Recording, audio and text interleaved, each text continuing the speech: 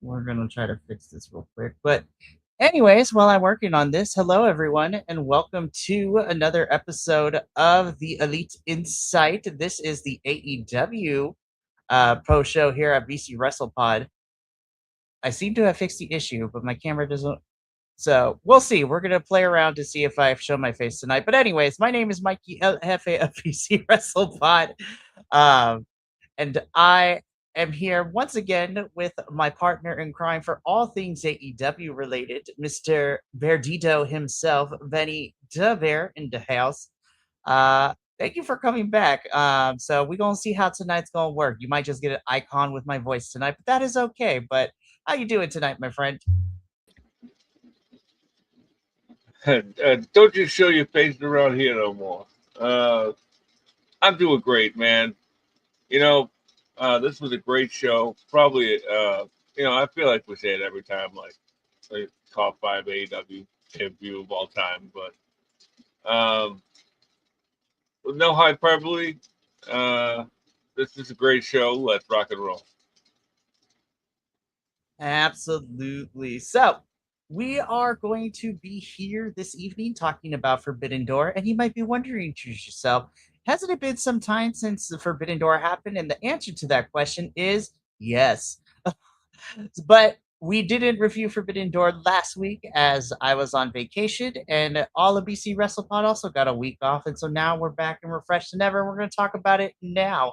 We're also going to briefly touch upon everything that happened last week from San Diego for AEW Dynamite and Collision as we are headed into beach break and we are less than 3 weeks away from AEW Redemption, which is the next pay per view on the road to Wembley. So we're going to talk all about a bit about that. So, but before we get into everything, you already know the drill.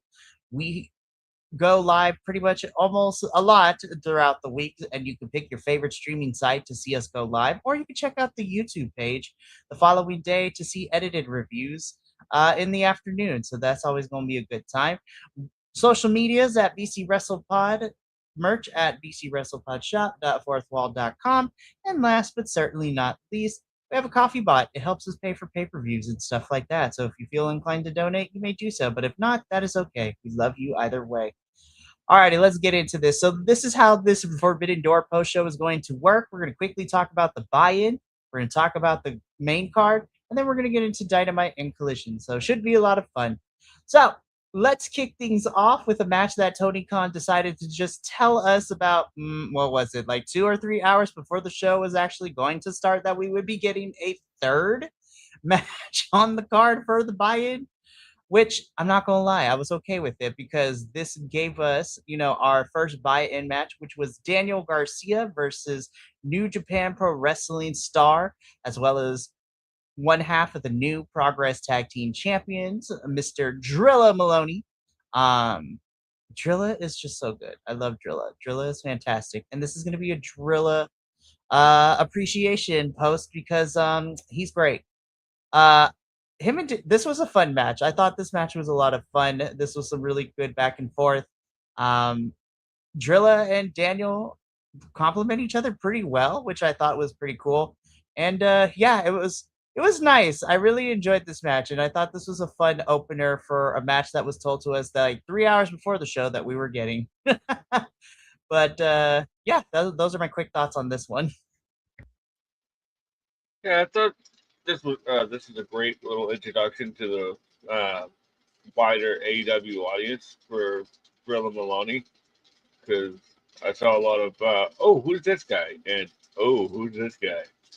Um, you know, and you couldn't have picked a better first opponent for him because the AEW crowd loves Daniel Garcia, and Daniel Garcia is a hell of a wrestler, man. Always has been, uh, and this was a great little opening match.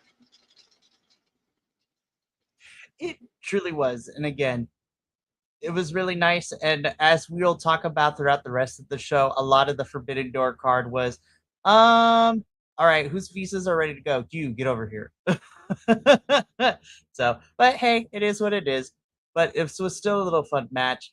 And honestly, so Jilla Maloney picks up the victory here, and the fun matches continued on the buy-in because then we would get into the second match of the buy-in, which was a TBS Survival of the Fittest. Sorry, I swear I could speak. It was a qualifying match to see who would get the final spot in the TBS Championship Survival of the Fittest match that would be happening on Dynamite a couple of days later in San Diego. So, of course, we got Sky Blue, who also had a hell of a weekend over in the UK and Eve, as we talked about last night. Go check out that review because that video is up on the YouTube channel. But Sky Blue would take it on Stardom's Micah. These girls threw down. There was lots of hard hitting. Micah and Sky Blue were just decimating each other. It was fantastic to watch. Um, and I love Sky to death. I really, really do. But I was really happy to see Micah get that final spot because then we got a good. We had the final field for the survival of the fittest was pretty solid. I was like, hey, there's a plethora of girls that bring different styles. It's going to be fun. So this match itself was really, really good. I enjoyed it, and it was really cool to see Micah get that final spot. And she would be heading to San Diego later in the week to see how to try to get that TBS championship. So, yeah, I thought this was a fun little match as well. Yeah, this is a great match. I thought they really meshed well, and they got right around 9 minutes, and so it didn't overstay its welcome, and nothing was egregious. So great, a great little match here, and I'm also glad that Micah reached the survival of the fittest, even though she didn't go that far. But hopefully, we'll see more Micah down the road. I hope so too. So again, Micah beats Sky Blue to earn the final spot in the survival of the fittest match. And then we finally get into our last match of the buy-in, which was for the AEW Women's World Tag Team Championships. This is, of course, Divine Dominion, which is Megan Bayne and Lena Cross, the champions, taking on the team of Thunder Rosa and CMLL's Olympia. So Olympia is not new to us here in AEW. She's been popping up over the last couple months, maybe even prior to that. So last time we saw Olympia, of course, she had a match on Collision. Then she went to Stardom for a tour, went back to Mexico, and now here she is once again back in AEW. I have to say, this is probably my favorite match of the buy-in, and it was really cool to see Thunder and Olympia kind of take it to Lena and Megan. Um, Lena and Megan kind of had to work for this win here a little bit, which was really nice. And I still didn't think that Divine Dominion was going to lose, but Thunder and Olympia felt like they had something to prove in this match, which was really cool. And I was just like, oh, they're actually making Lena and Megan work for this. Okay, I'm here for this. Yeah, so, definitely. I like this one a lot. So did I. I just felt like they made them work for it, and Thunder Rosa is somebody that I absolutely love to see every time. So, because she just brings something different. I love the fire that she has, and Olympia's really neat. I've only seen her a couple times, but she seems really cool. Divine Dominion, what else can you say? It's there's no tag division, but they're doing a good job with what they're doing. Yeah, it's going to be interesting to see where we continue to go with Divine Dominion and who they put in their path as we head into Wembley. But that is everything for the buy-in show. So now let's get into the main card proper, in which we had a variety of different matches that had lots of things. And we kicked off with a banger, which I knew on paper was going to rule, but it was still really, really fun to watch. So kicking off the main card for Forbidden Door was a three-way tag team match in which we saw, and it is important to say here because this happened just a few days before Forbidden Door, the new Ring of Honor Tag Team Champions, El Sky Team, so Místico and Máscara Dorada, versus the Young Bucks, versus New Japan Pro Wrestling's Unbound Company in the form of Shingo Takagi and Titan. This match was epic. And Benny, you exactly called it when we were doing predictions. Everybody was flying, and Shingo was here to catch bodies. And catch bodies, he did. This match ruled. Oh my goodness. This was a hot way to start off the show. Yeah, this was pretty standard fare for the Young Bucks. Like, and that's not a diss. That is a compliment because they always seem to deliver. Um, I love that Shingo was just beating dudes up, like just smacking them out of the air. Uh,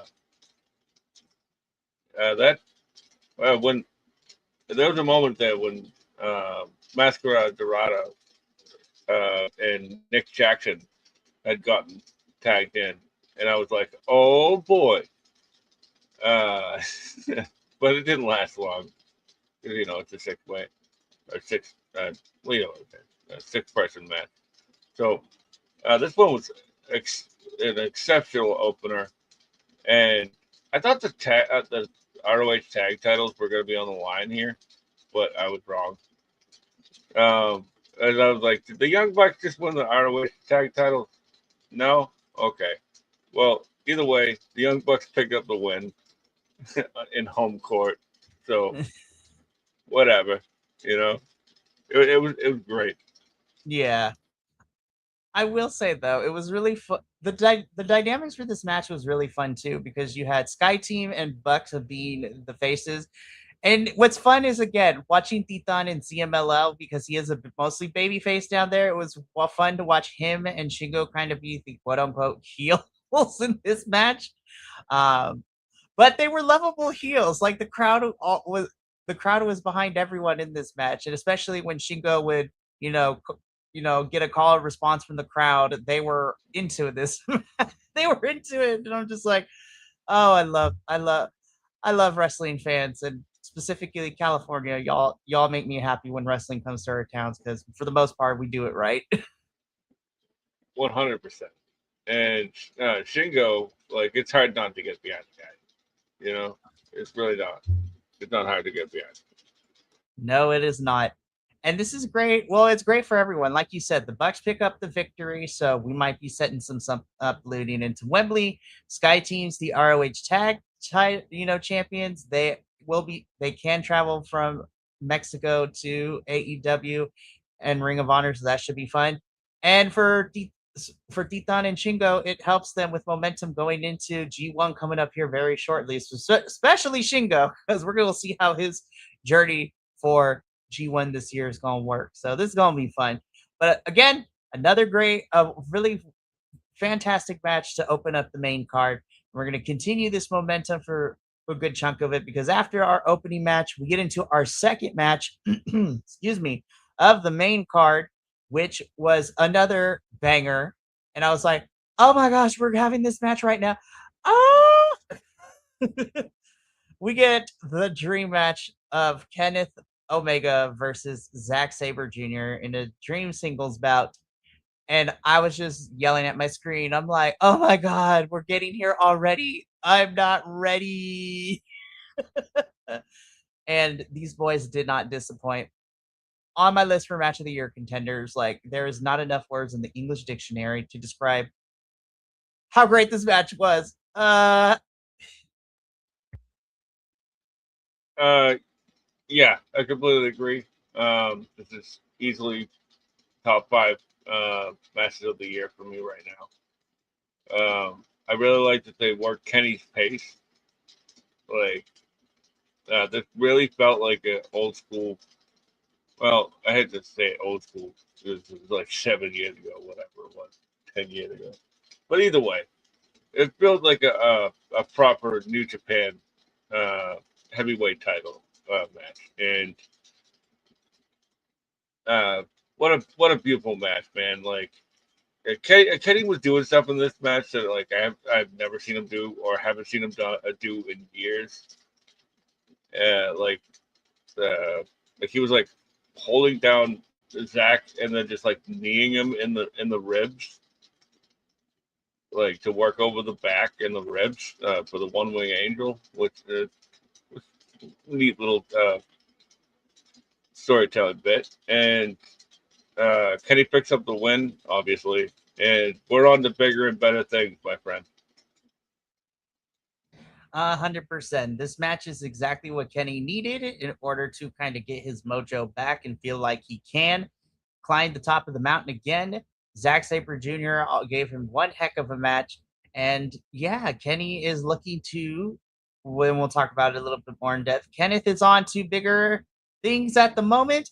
And Zach is also trying to vie for bigger things at the moment. So yeah, we're gonna see where both of their journeys go as the rest of this month and the rest of the summer, goes for them. But dream match achieved. This was great. One of my match of the year candidates, and this is again already only second match into the main card. And it was just like this is a A show. This is the A show, y'all. But it's great. All righty, let's keep this going though, because after Kenny and Zack Sabre Jr. put on one hell of a performance for the crowd, we continued on with another pretty good match as well for the AEW Continental Championship. We have Jon Moxley versus Bandito. Moxley always perplexes me in like the best way possible because out here he's being an absolute jerk. He's ripping Bandito's mask. Bandito is bleeding in this match. And then after Moxley wins the match, he shakes Bandito's hand. I was just like, oh, Moxley, you never change. But this was also another fun one as well. This was a really fun one. Um, it's really nice to always see Bandito on these pay-per-views because I think he's a fantastic talent. Him and Moxley really work well together. I thought this was really fun. This was a fun match for what it was, and even though I knew that Moxley wasn't going to lose this title in any capacity, more Bandito on AEW pay-per-views is something I'm never going to say no to. So yeah, that's my take on that one. Yeah, I agree. I just wish he would pick up some wins on pay per view. That'd be nice. But I digress. This is a fantastic match. And what is it? Bandito is probably one of the best organic baby faces that AEW has. Mhm. Mox is I love that he can sort of flip the switch depending on whatever role he's needed in. Which adds an interesting dynamic to his character. And I love the finish to this match that Bandito did a Hail Mary slam to Mox while he was in the choke, while he's in the Bulldog choke with the I guess it was more of a coquina clutch, but either way, it was a sleeper hold, and he slammed him on his back, tried to hopefully get him to release it, and it just didn't work. And No. he tapped and he passed out. So Yeah. So Bandito tried, but again, this was a really fun match. Like I said before, Moxley wins. He shakes Bandito's hand afterwards, and I'm just like, oh, Moxley, you never change. So we go from the leader of the Death Riders winning his match into another member. Well, I'm just gonna say this. There was a point during this match I thought Shota Umino had gone to heaven because he died on my screen. I was just like, that table spot, man, was just insane to watch. I was like, oh, Pac killed Shota. That's insane. But Pac looking to, well, not only send a message to Shota Umino, but trying to get some championship gold in the process. We have our IWGP Global Heavyweight Championship next. Of course, representing the Death Riders here in AEW is Pac, and he would be taking on the IWGP Global Heavyweight Champion and shooter himself, Mr. Shota Umino. Um, I'm never going to be disappointed with Pac. Pac, whoever he ends up facing, always ends up having a really great match. And this was a really good match between him and Shota. I will admit this was probably the first match that the crowd was kind of like, it took them a bit to get into, but then once they got into it, it was great. Um, but yeah, man, it's just Shota and Pac throwing the graps. Like I said, I feel like Pac doesn't get the flowers that he deserves, but I'm going to give it to him because he always works really well with whoever he's working with, and this was a really fun match to showcase Shota and what he can as well. So yeah, this was a really solid match. I don't really have any complaints about this one, to be honest. Yeah, me neither. Like that avalanche belly to belly was pretty gross. But the like that Sid style power bomb through the table, as you said, like was just gross. Like he just yeeted him through that table, you know. Like uh, my only complaint about this one, like it wasn't even a big one. It was that like Shota was doing like a fighting spirit thing, where it was like still trying to go like doing the old punch drunk thing, and then falls on his face, and then wins like 3 minutes later.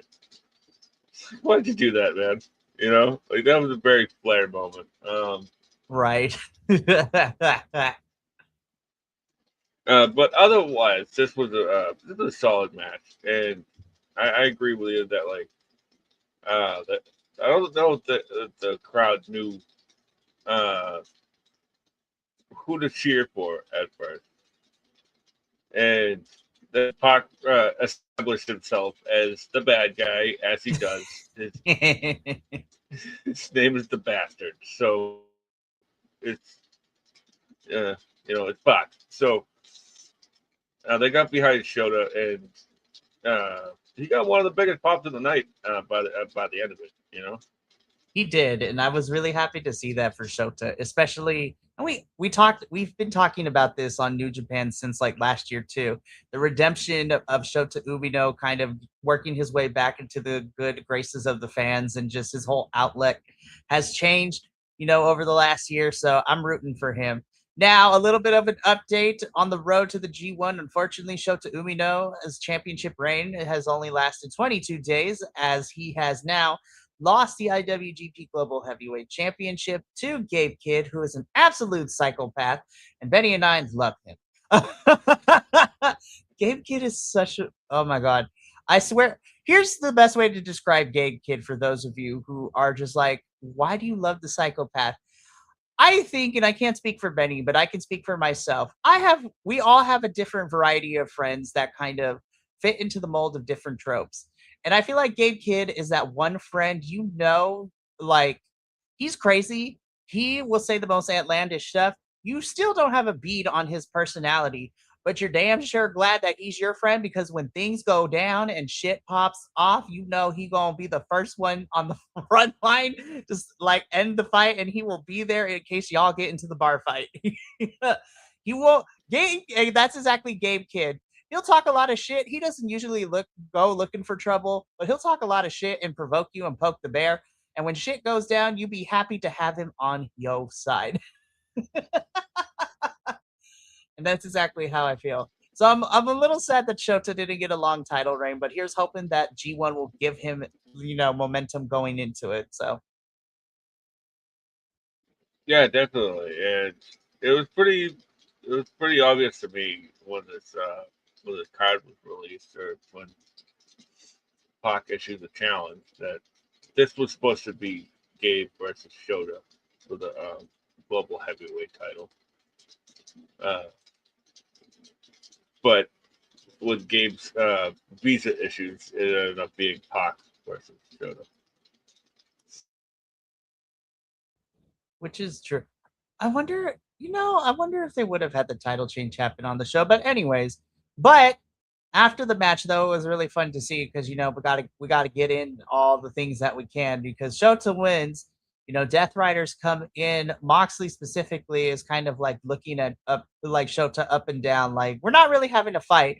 But before anything happens though, President Tanahashi comes down the ramp. You know, Mr. Asa comes down and kind of not scares off, but like lets it be known to Moxley, be like, "We're done. It's over with. Y'all gotta go." And so, oh, President Tanahashi, the dem knees. But that that Moxley Tanahashi feud will never end. they'll take it to the grave, and even then, they'll fight in the afterlife too. We love it. No, but this was a really fun match. I will say this was the one. This was the first. This was the first match of the night where the crowd was. It took them a bit to get into, but by the end they got into. So San Jose, thank y'all for getting it together towards the halfway point and the tail end of this match. Now then, we go from one championship match.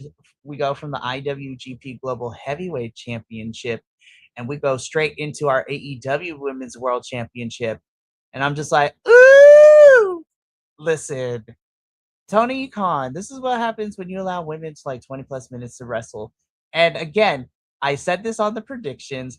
This is by far the best built story going into Forbidden Door because we really informed the kids out here the history between Tekla and Starlight Kid.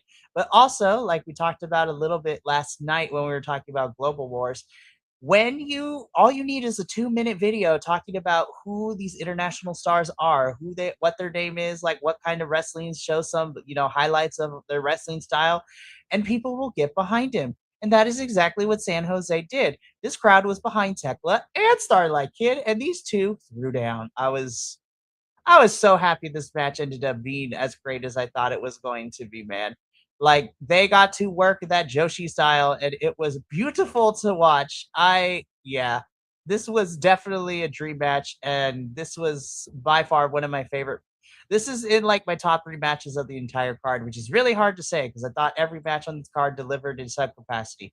Except for you tag team championships, but that's okay. It wasn't the worst match of the night either. I really like this match. I think Tekla has really found a way, and she kind of has proven the doubters wrong since she came to AEW. And when she won that AEW Women's World Championship, I know a lot of people were a little bit skeptical of how her championship reign will be. She has gotten over so well, and like everybody for the most part seems to really enjoy Tekla, and I do too. But I also love Starlight Kid. She is fantastic, and they both delivered in this match, in my personal opinion. Benny, how did you feel about this match between Starlight Kid and Tekla? I thought it was great. Like I really like. It was like a top rope arm drag that was pretty sick looking. Um, that Starlight Kid and Tekla really delivered on this one. Um, it was never in doubt. Like I didn't think that with the story that they were telling that Starlight Kid was ever going to take the title off Tekla Tekla, but uh, regardless, they made me forget for a few minutes, and that 2.999 O'Connor rule had me going. So, Oh my goodness. uh, great stuff all around. I agree with you. I never thought that Tekla was in jeopardy of losing it, but there were brief moments I was like, oh, maybe they would. That would be kind of crazy. Tekla does end up winning. She also continues to disrespect Atara Okada in the process as well, which is hilarious to watch. That is also a feud that is never going to die, and I'm here for it. But more importantly, Tekla also takes Starlight Kid's mask, and so the reign of terror continues to happen. So I love it. Also, I couldn't help but chuckle when Tekla showed up at the scrum wearing Starlight Kid's mask. Uh, I was just like, oh, Tekla never changed. But again, a fantastic women's match, a fantastic pay-per-view match in general, and definitely one of my highlights of Forbidden Door. Tekla is unstoppable right now, and as she heads into Wembley, where Mercedes Monet is waiting for her, I'm very interested to see what Tekla's journey is going to look like to get there and who's going to be in her path, because we also got to see what happens at Redemption and where that goes for all of it. But Fantastic match for these two. Definitely one of the highlights. And this was great. So we move on from our AEW Women's World Championship match. And this is, like I said at the beginning of the show, there was only one match that I felt like it was a little bit of a lull, and that was this match. Um, which honestly I'm okay with. I'm glad that it didn't end up being usually where the energy kind of dipped for the women's matches, and this is where the crowd was kind of like about it, except for what happened at post match, or yeah, what happened towards the end of this match, and that's the most important part, to be perfectly honest. But we have the AEW World Tag Team Championships on the line here. Cage and Cope defending the titles against the Dogs, which is David Finlay and Clark Connors. Like I said, I don't think this match was horrible. But again, we talked about it during predictions. I had no doubt that Cage and Cope were going to retain here. And this felt more like a dynamite match than a pay-per-view match. But hey, sometimes it's gonna be like that when you look at the rest of the card, one match was going to suffer, and unfortunately, well, fortunately for it was this match, because that means that the women's matches and the rest of the matches didn't suffer from it. But also unfortunately, because I do think the Dogs always have been finding themselves in these positions, um, where they're part of the match where the crowd's energy is kind of dipped just a tiny little bit. But yeah, this felt more like a dynamite match or a collision match than it did a pay-per-view match. But honestly, I feel like, this match was a vehicle to what happened at the end, which we'll discuss in a little bit. But before we get there, Benny, walk me through this match. How did we feel? What are your thoughts of Cage and Cope versus the Dogs? Yeah. I'm actually gonna go in the opposite direction of you, bud. It's okay. I like this match a lot. This was if wrestling is a variety show, this was your sports entertainment match. Because it was very like meat and potatoes, sort of like American tag team wrestling match.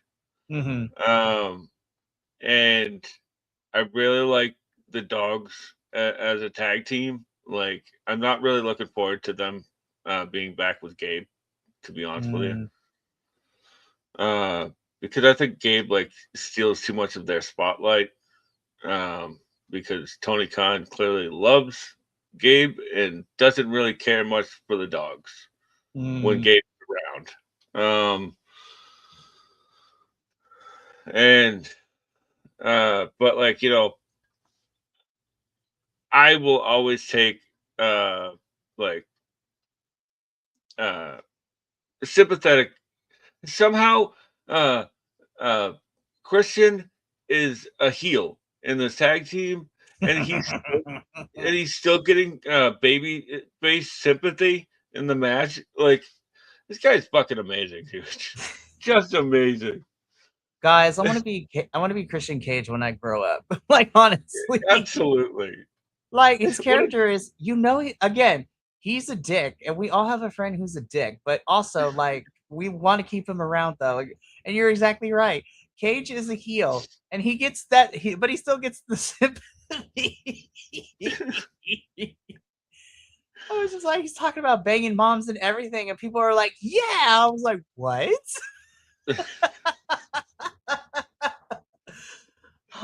Wrestling is uh, silly, and I love it. I know, right?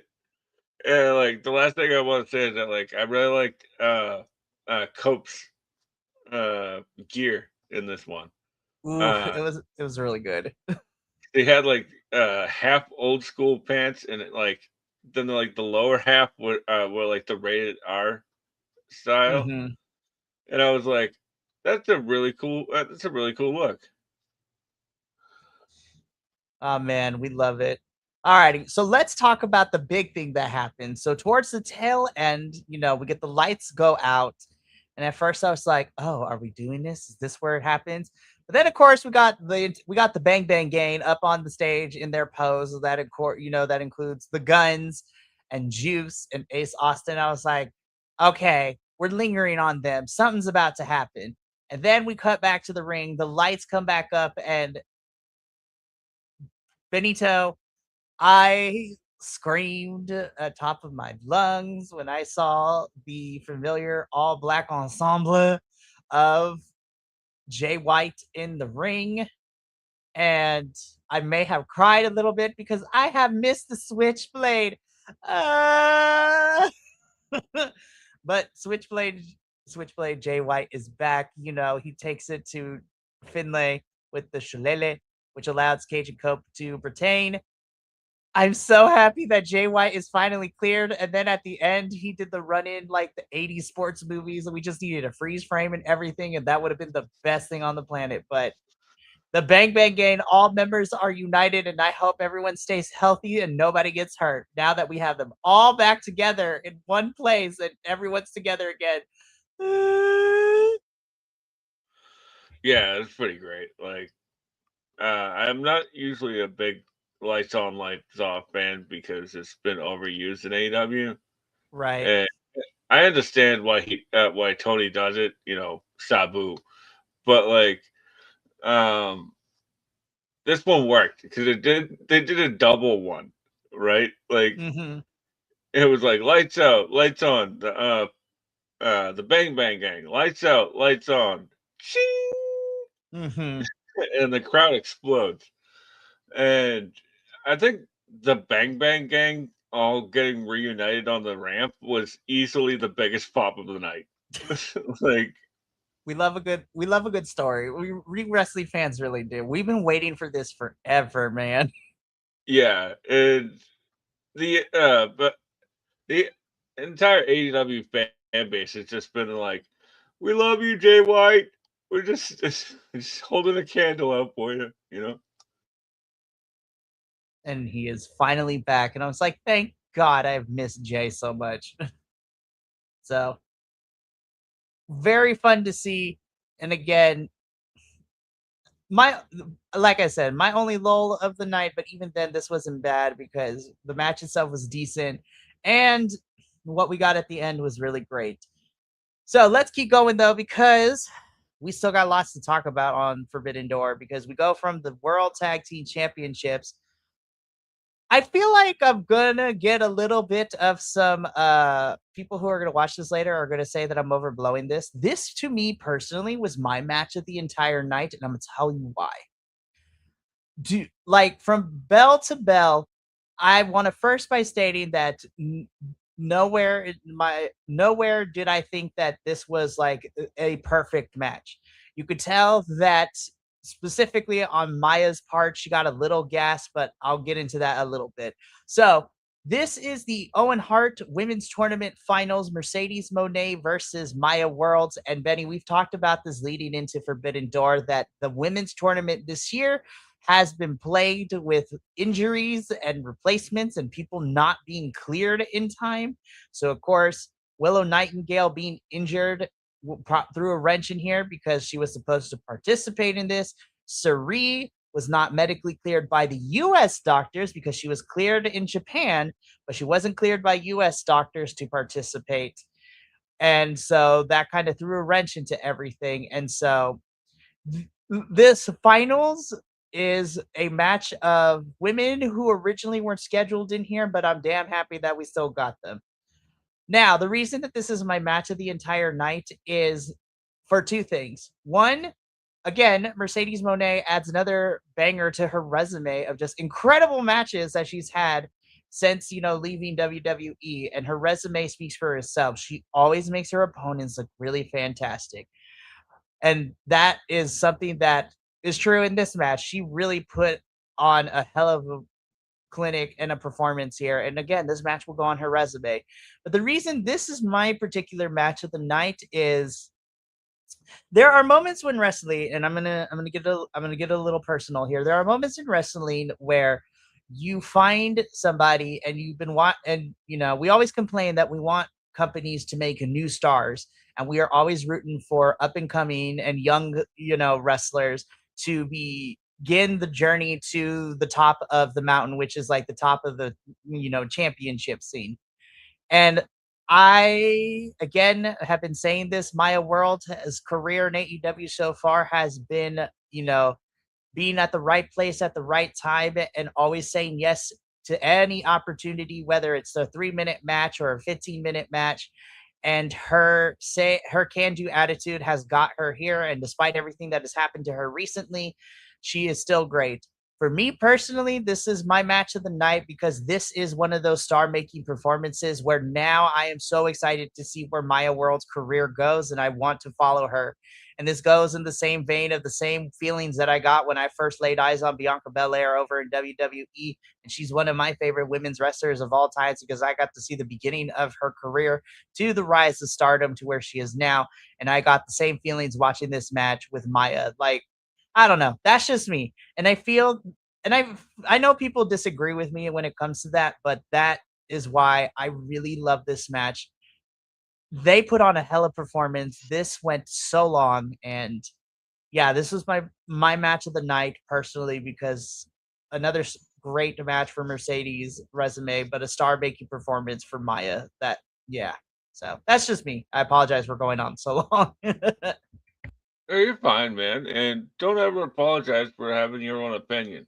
You know, uh, but I digress. Like this was fine. I really liked it. Mercedes is a ring general in many ways.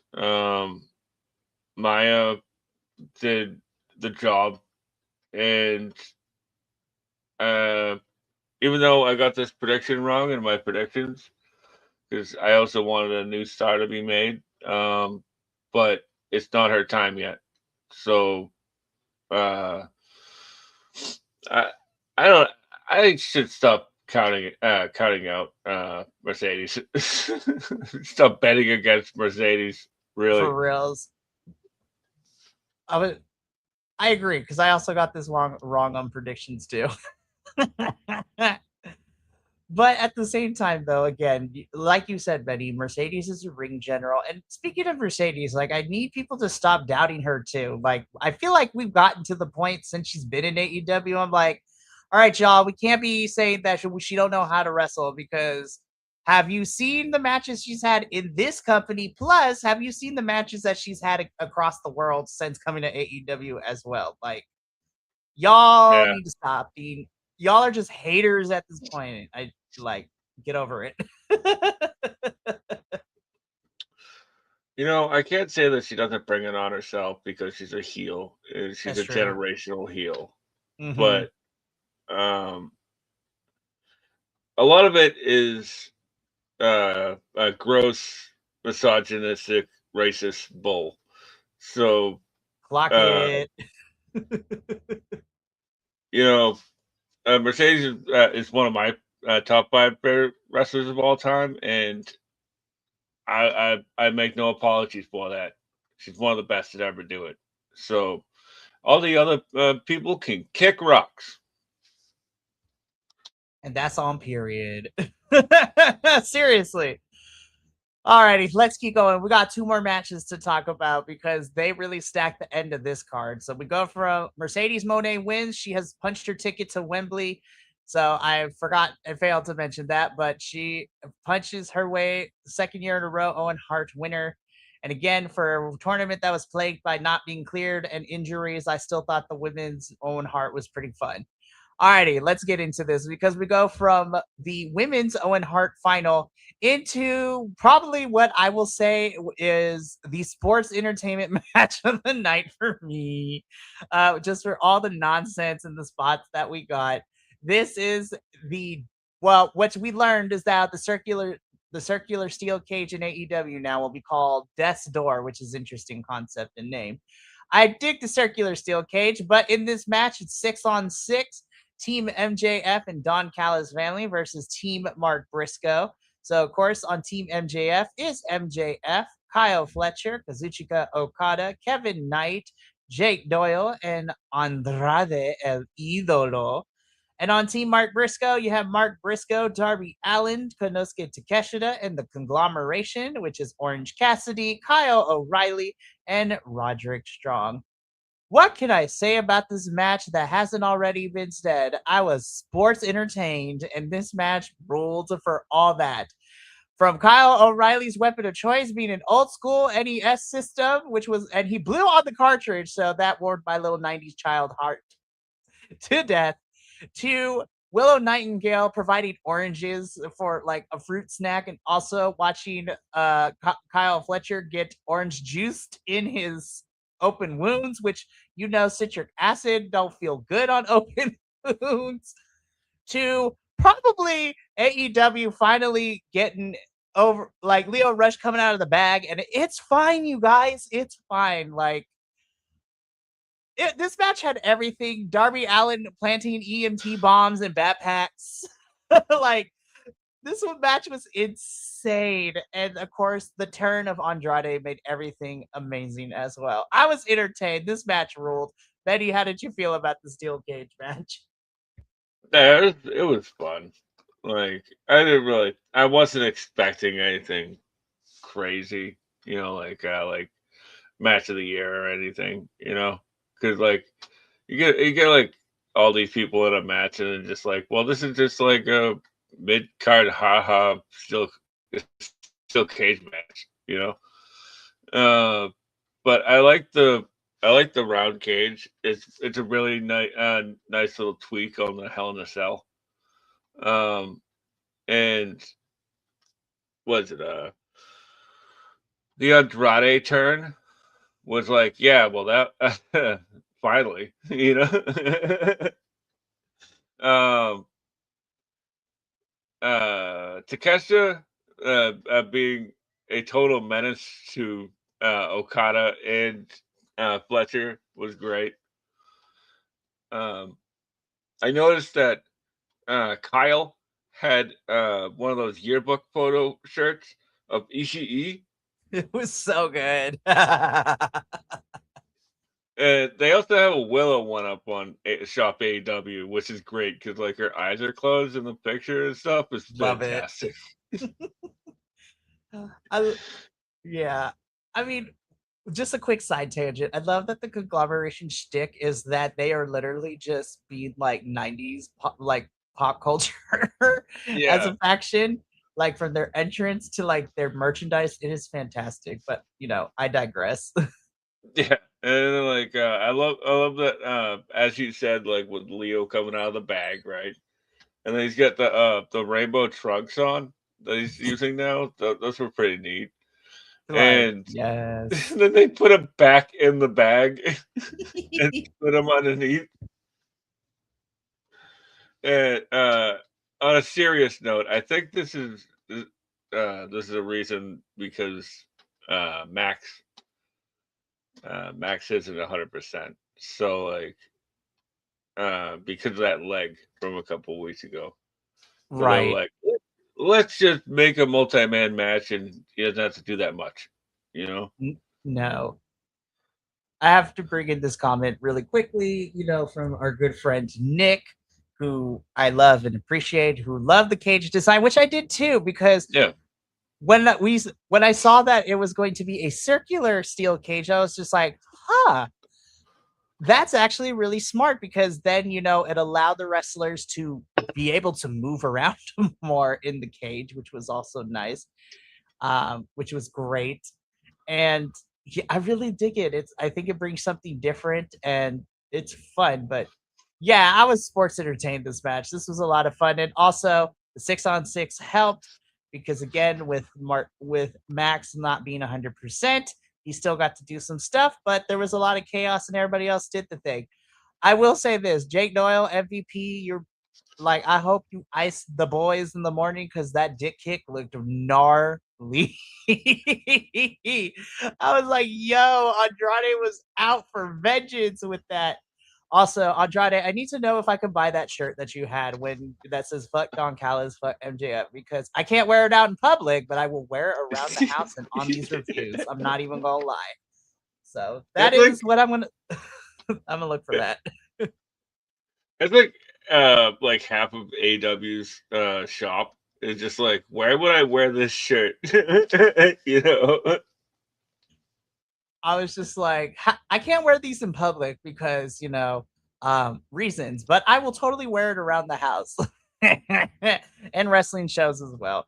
But Team Mark Briscoe does win, and we'll talk about it in a little bit because this got Mark Briscoe an AEW championship match, which like not even like 10 minutes after this match, he would declare it for Dynamite. So in San Diego, and we'll talk a little bit about that. But right now, Benny, let's get into what closed out Forbidden Door this year, which I glad that this ended up being our main event because by God, the men's Owen Hart finals, Swerve Strickland versus Will Ospreay. Uh like They did I it already again. they did it again. Like I had no doubts they were gonna do it again, but god damn man. Holy shit, they blew their this is not the first time they faced each other, but they took me like, oh, that match was great, let's step it up like 18,000 notches. And holy shit, this is another match of the year contender. Damn.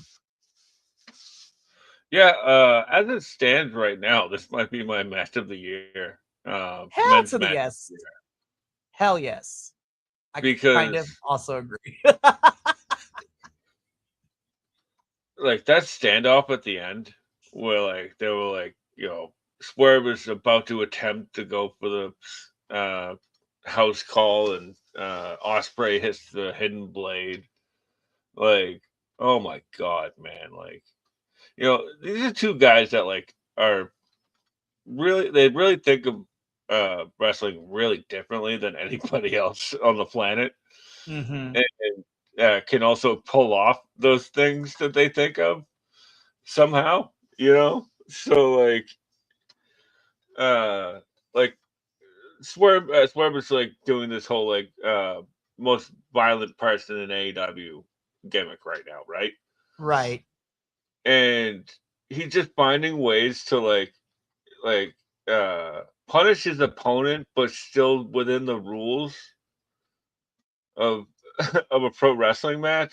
Like man, it's just perfect, dude. Seriously.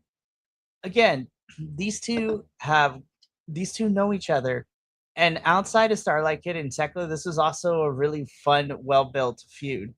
And I know, listen, I on the one hand, I think profanity in promos need to be used sparingly because I don't think it's a very effective if you curse way too much.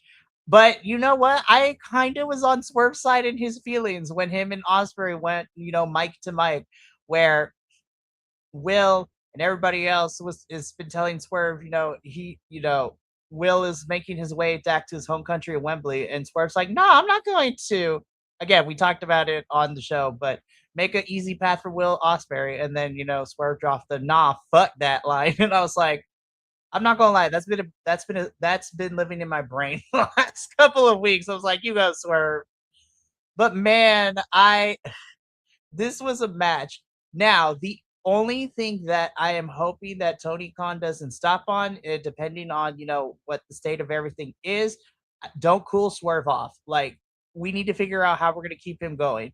Will Ospreay wins this, with the I have to say, and I mean this in the best way possible, but I was laughing so hard watching the Death Riders like be cheer squad towards the end of this match, surrounding the ring and cheering Will on to win this thing. I was just like, what in the baby face is this?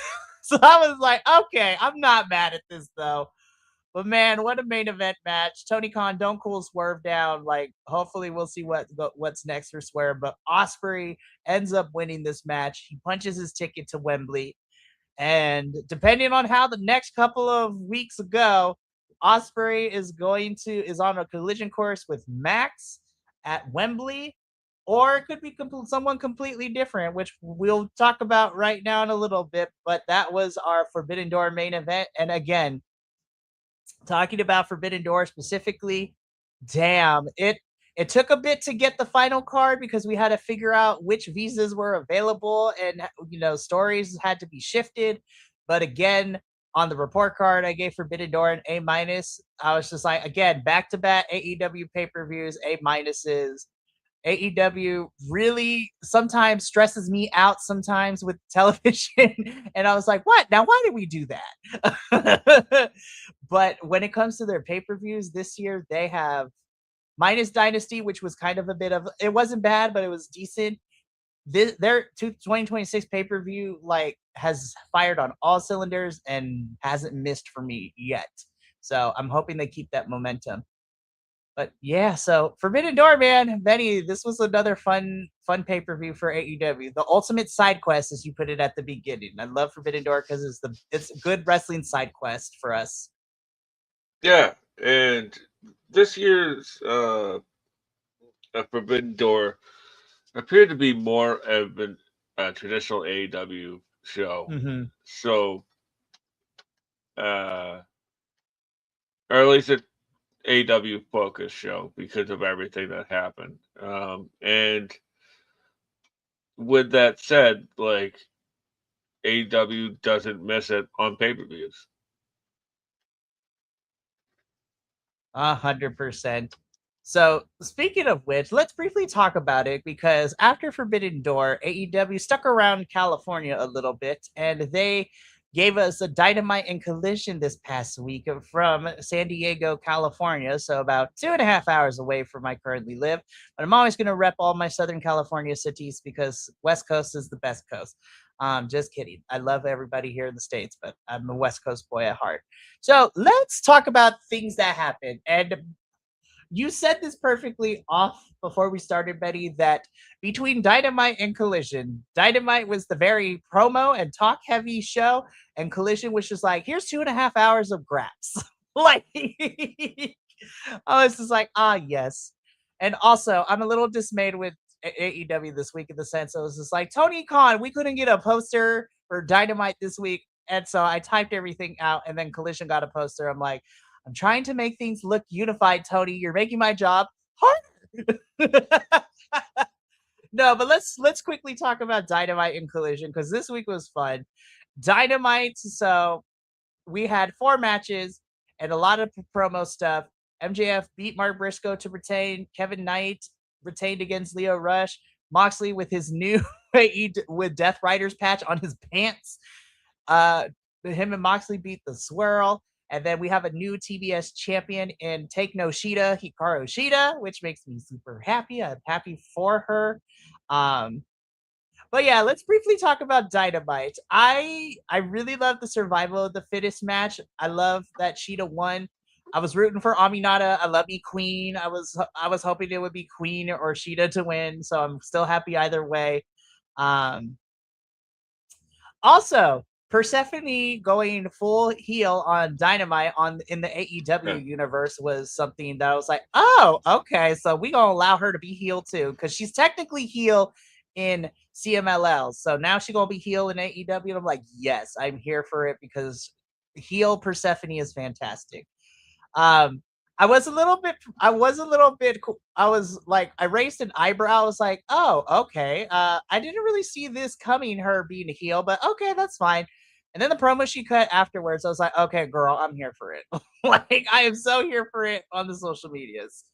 But yeah, but I feel like the most important thing to talk about from Dynamite is the storyline that we had with Kenny Omega because Mark Briscoe couldn't get the job done. Max is still champion.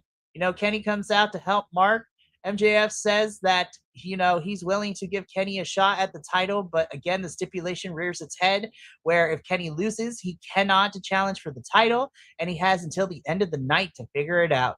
And by George, Kenneth Omega said, fuck it, and is going full throttle with it. And so it is Max and Kenny for the title tomorrow night at Beach Break. So, I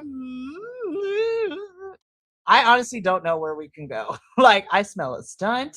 I can see Kenny winning. Like, I honestly don't know what the clear choice is, and I'm actually kind of excited. I don't know, Benny. I don't know how you feel about that. Yeah, no. To be honest with you, I don't want to know. Like, that's the fun of wrestling. You know what I mean? Like, if you can smell of what the finish is. Like, what's the point in watching it, right? So, Mm-hmm. I agree. Like, Sheeta was probably was definitely the right choice coming out of the survival of the fittest Mm-hmm. because she was technically the only one with like an actual story. Right. Um, or reasoning for why she has turned rather like, and I like Persephone as a heel. She seemed like because I like Persephone, and for a while she didn't have like a defined character, Mm-hmm. and I'd much rather know whether to boo her or to cheer her than just be yay she's here, you know. So, Kevin Knight versus Leo Rush was fantastic as expected, Right. and then oh what was it Fletcher versus ELP. Um, Oh, Collision. Yes. 2.5 hours of graps, man, was crazy.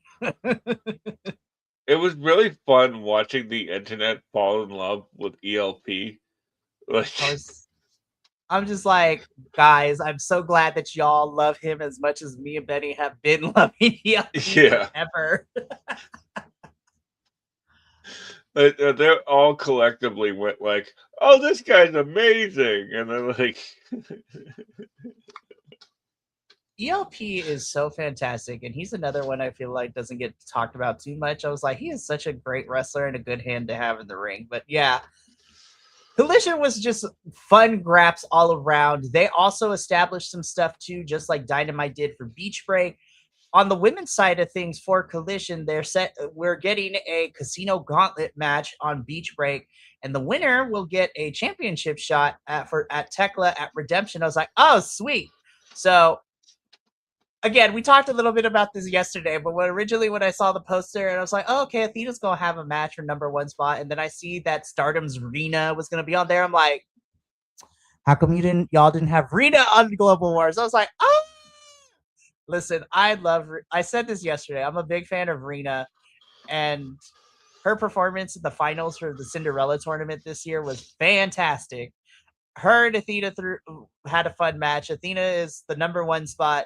Maya World beats Julia Hart for the #2 spot. And I'm just sitting here, especially when we saw that little promo from Athena and Forbidden Door. I'm like, I swear to God, if Maya World isn't the one to take this title off of Athena, I don't know who it is anymore. So I'm like, Death Before Dishonor is in August. Tony Khan, you better be. I'm not saying you have to, but I feel like Maya should take the title off of Athena. Athena has had this forever.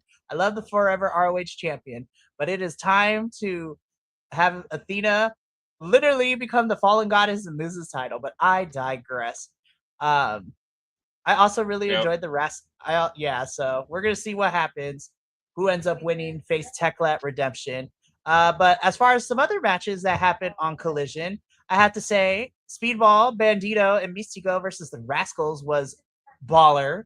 More of that, please. I just love high flying stuff. But yeah, I also really enjoyed the multi-man match that we got. STP out here just living the best life, even though they lost. Just getting on TV all the time and just establishing themselves. I'm so happy for STP, man. They deserve it. Everybody involved in all of that deserves the accolades and the flowers. I'm just putting it out there. But yeah. So really fun stuff on Dynamite and Collision this week because they're like, oh shit, we have Redemption in like 2 weeks, so we gotta start figuring some stuff out. yeah." And like, I thought Maya and Julia really had a great match. Like, Oh my god, they did so good. it wasn't anything it wasn't like anything mind blowing, but it was like, you know what, for two women of well, for two people of your skill level, this is really really good. Like, it, I meant that a complimentary. It probably didn't sound it, but like I just, No, I I it totally was took fine. it that way. And it's okay because like look at this. So like Maya has only been wrestling since 2023. 2, I believe, if I remember correctly.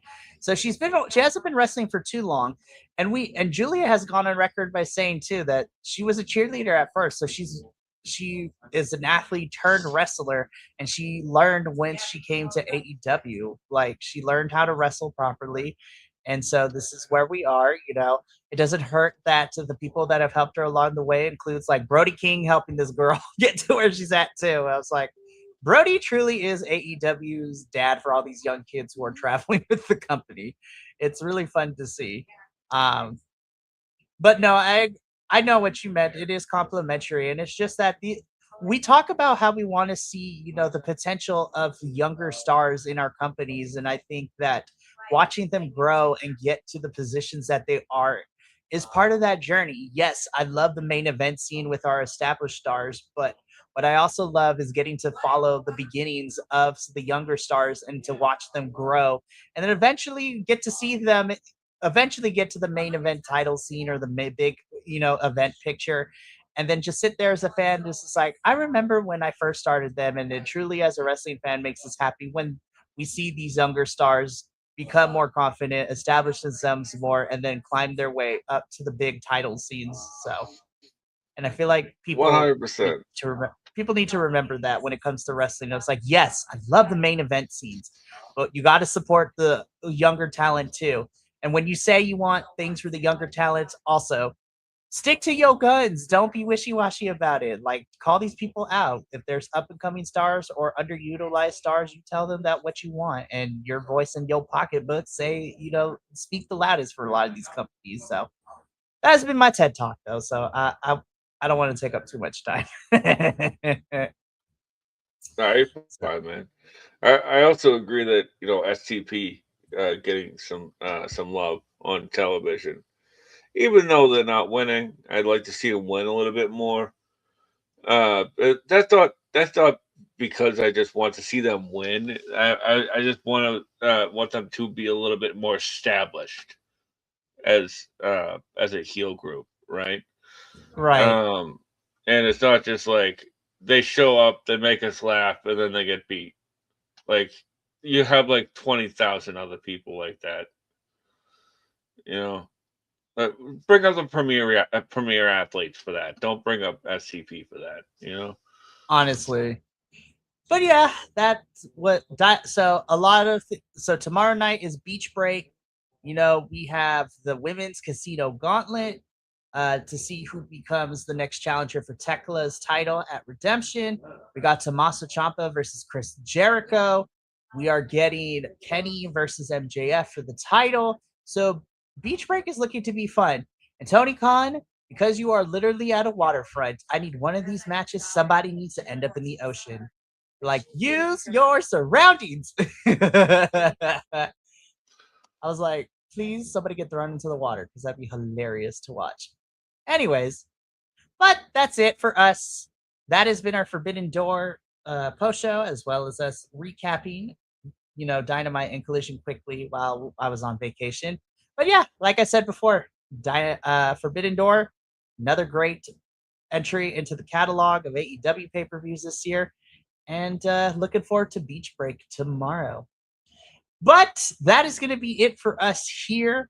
And thank you so much for sticking with us. I know that you only really saw the icon of, a BC Wrestle Pod icon instead of my beautiful face. But I'm just happy that I was still able to have the show. And Betty, I appreciate you being here and being, my AEW cohort and all that.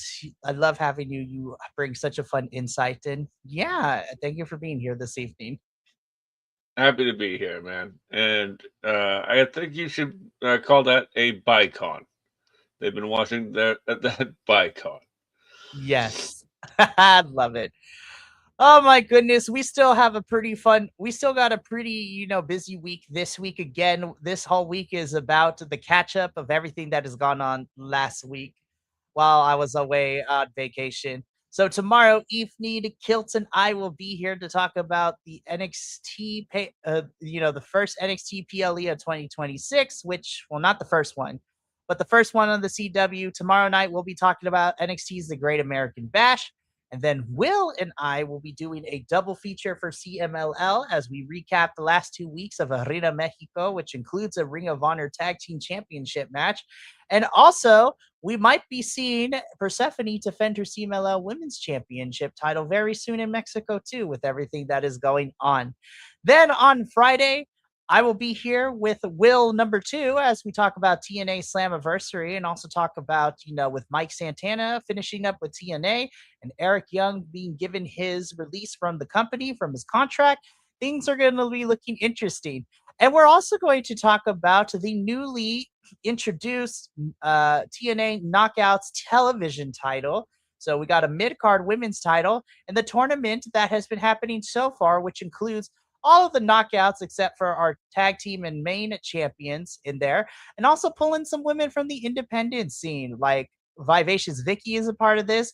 But the one that I am most excited about too, we will see the TNA television debut of Miss Gabby Forza. I'm so excited to see Gabby in this tournament. So we're going to talk all about that on Friday. And yeah, it's going to be good. But that is going to be it for us here tonight. Betty and I are going to get up on out of here and just chat for a little bit afterwards. So I'm just going to end the stream here. No intro video or anything because technology was barely working for me today. So I don't want to jinx it. But from all of us here at BC Wrestle Pod to you at home, remember, take care of yourself, love one another, stay iconic, and more importantly than anything, you always deserve to finish your story. I'll see you tomorrow for NXT and CMLL. But until then, sayonara, adios, and until next time, with much love, peace.